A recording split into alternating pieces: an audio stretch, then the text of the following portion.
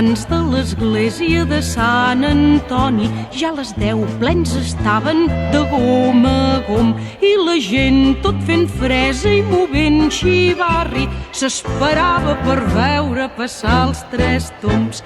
Va arribar al cap d'un rato la comitiva que portava les bèsties a beneir.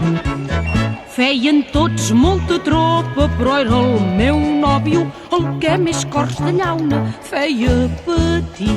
Com que de banderado hi anava ell, de content no cabia dins de la pell. I jo en veure'l tan guapo i estarrufat, li vaig dir de carinyo en un dolç esclat: ai, Antonet del meu cor, rei dels 3 tombs, jo per tu, que en donaria de tombs. Ai, ja en pots estar ben segur.